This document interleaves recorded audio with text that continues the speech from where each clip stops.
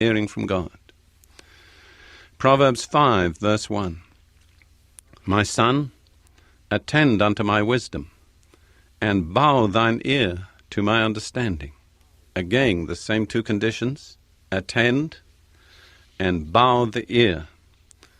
And then again in Proverbs 22:17, bow thine ear, and hear the words of the wise, and apply thine heart unto my knowledge. The implication of the first part of that verse, bow down thine ear, and hear the words of the wise, is that if we don't bow down our ear, we won't hear. If we don't have the right attitude, the attitude of humility, respectfulness, reverence, then we will not hear. So it says, bow down thine ear and hear the words of the wise, and apply thine heart unto my knowledge. You see, always it's the heart that hears the voice of God, and we have to apply our heart. We have to attend. We have to focus our attention. Let me sum up those two requirements briefly. First of all, to hear God's voice, we must give him our undivided attention. Attend. Apply thine heart. Now that's totally contrary to contemporary culture, where most people are used to listening to at least two things at one time. I remember when I had teenage children that were still in high school, I remember seeing one of my daughters sitting there at the kitchen counter, doing her homework and watching a television program at the same time. And my mind reeled. I've been a student, I've been a teacher, I've been a professor at a university, and I absolutely could never do that. If I'm watching television, I cannot focus on my homework. If I'm focusing on my homework, I could not intelligently watch television. Now, I'm not saying she didn't achieve any results. I'm sure she didn't achieve the maximum. But that's typical of contemporary American culture in the Western world. People are afraid of silence. You know that? They always want some noise going on, background music, something somehow to distract them. But if you want to hear God's voice, you can't afford to be distracted. You've got to focus both ears and all your mind on God. You have to cultivate attention. It's a gift or a quality that many people just don't possess today. Secondly, as I've said, we have to bow down our ear. We have to be humble and teachable. Many people read the Bible or pray to God with their own preconceptions. They believe they know what God should have said. They believe they know what God is going to say. And if God actually has said something different or does say something different, they're simply unable to hear. They're made deaf by their own preconceptions. Most people who belong to any kind of denomination read the Bible with their own denominational slant. They think, well, if it's not in my denomination's teaching, it isn't in the Bible. Believe me, I don't think there's any denomination of which that is completely true. There are things in the Bible that we don't hear many times in church. And if we only expect to hear from God what we've heard maybe in church, we're spiritually deaf. We'll miss what God is saying to us. So the first two requirements for hearing God were attention and humility. Let's look at the next two now for a while. I would say the next two requirements are time and quietness. Let me say that again. Time and quietness. How remote those two words are from our contemporary culture. Two things that almost nobody has today are time to be quiet. And yet this is stated so many times in the book of Psalms about hearing God. For instance, in Psalm 46, verse 10, it says, "Be still and know that I'm God." Out of stillness we hear God's voice. An alternative translation of this same verse says this, "Cease striving and know." And the alternative version in the margin of that is, "Let go, relax, and know that I'm God." Put those together. Be still and know. Cease striving and know. Let go, relax, and know. What does that speak to you about? To me it speaks of quietness and relaxation. And this requires time. We hear from God very many times when we take time to wait for God. God doesn't always speak the first instant that we would like to hear. Psalm 62 verse 1 says this. They are the words of David. My soul waits in silence for God only.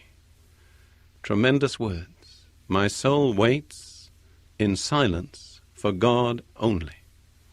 You have to wait, you have to be silent, and your attention has to be focused on one person only, God. And then, in Psalm 62 verse 5, just 4 verses further on, David addresses his own soul and tells his soul how to wait. My soul, wait in silence for God only. Have you ever said that to your soul?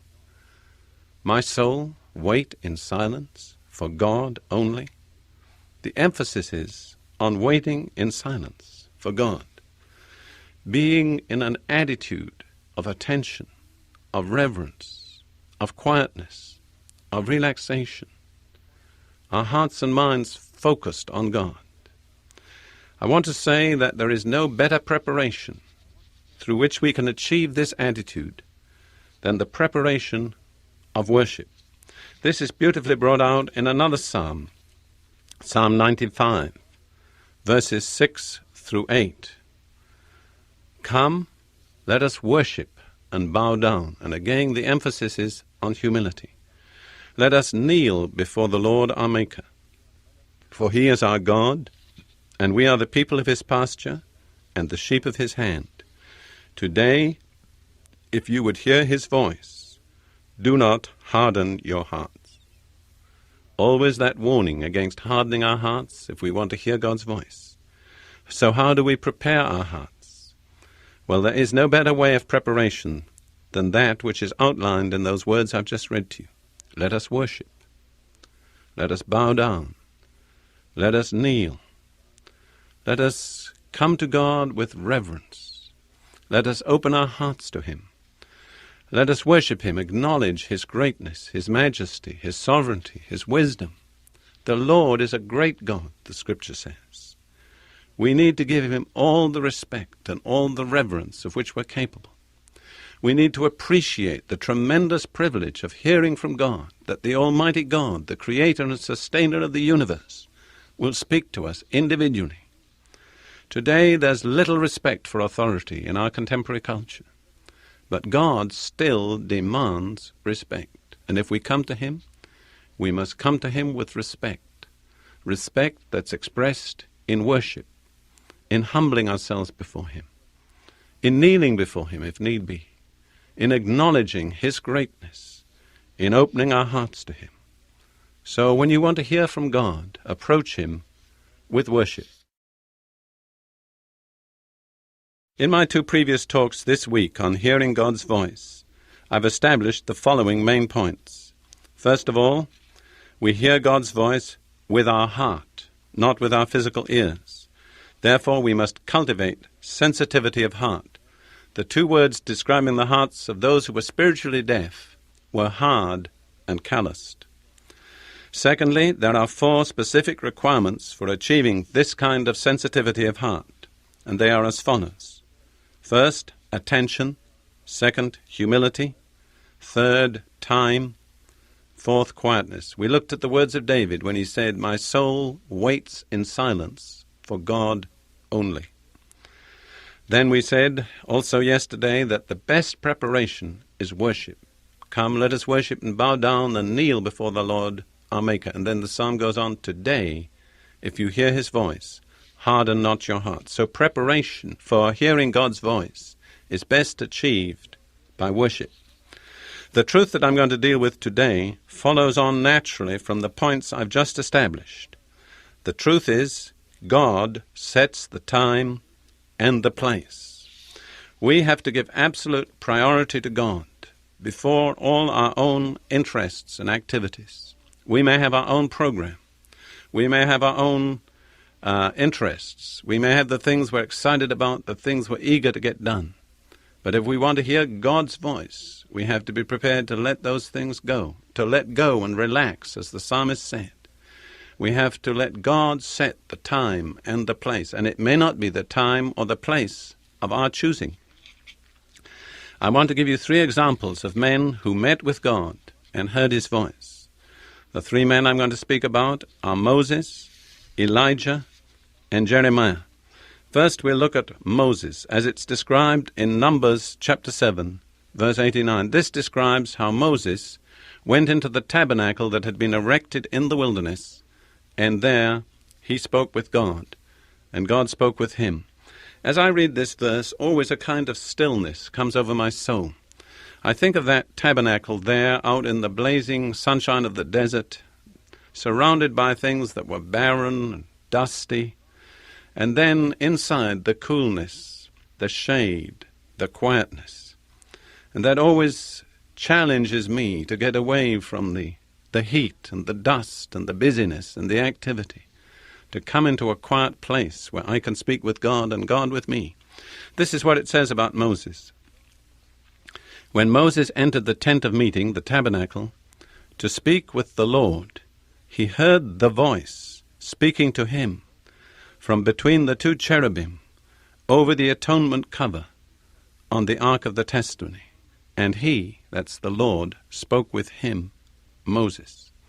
See, there was a place where God spoke with Moses.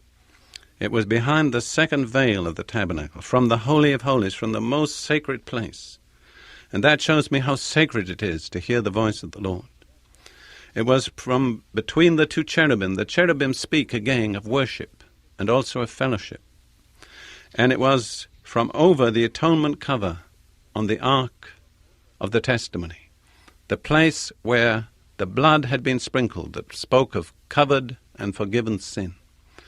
So how significant all those points are. It was a place of worship, it was a place of fellowship, it was a place where there was the eternal evidence of sin forgiven and covered. And bear in mind, uncovered and unforgiven sin will always keep us from hearing the voice of the Lord. And so that's where Moses heard the voice of the Lord. I think of something that Jesus said to his disciples in Matthew 6, verse 6. But you, when you pray, go into your inner room. Why into an inner room? Surely to get away from all distractions, to shut out all the sounds and the sights of the world, to be still before God. I believe every Christian should have some kind of inner room. I remember a man who was a friend of mine who used to go into the closet under the stairs with the brooms and all those things. But that's where he heard from God. It became a sacred place for him. The second example of a man who heard God's voice is Elijah. Elijah had had a tremendous personal triumph. He'd called down fire on the sacrifice on Mount Carmel. He'd humbled and humiliated and even had executed all the false prophets. But then he'd run away from a woman, Jezebel, gone out into the wilderness and asked God to take his life. God had sent an angel to strengthen him, and in the strength that he received from the angel, he'd made his way to Mount Horeb, the very place where God first made his covenant with Israel. And this is what happened to Elijah when he got there to Mount Horeb. 1 Kings 19, verses 11 through 13. The Lord said to Elijah, "Go out and stand on the mountain in the presence of the Lord, for the Lord is about to pass by." Then a great and powerful wind tore the mountains apart and shattered the rocks before the Lord, but the Lord was not in the wind. After the wind there was an earthquake, but the Lord was not in the earthquake. After the earthquake came a fire, but the Lord was not in the fire. 3 tremendous demonstrations of God's power: a wind that shattered the mountains, an earthquake, a fire. But how significant, God wasn't in any of those tremendous demonstrations of his power. And then it goes on like this: and after the fire came a gentle whisper. You remember what I said, that God doesn't shout? Some people picture God as a man shouting. I think that was Hitler's picture of God, a man shouting. A lot of dictators and people like that have seen God as just a big man shouting. But God is very different. After all the demonstrations of his power, there came a gentle whisper, and the impact on Elijah was tremendous. When Elijah heard it, not the wind, not the earthquake, not the fire, but the gentle whisper, he pulled his cloak over his face and went out and stood at the mouth of the cave. What did that mean, pulling his cloak over his face? It meant worship. It meant bowing. It meant humbling himself.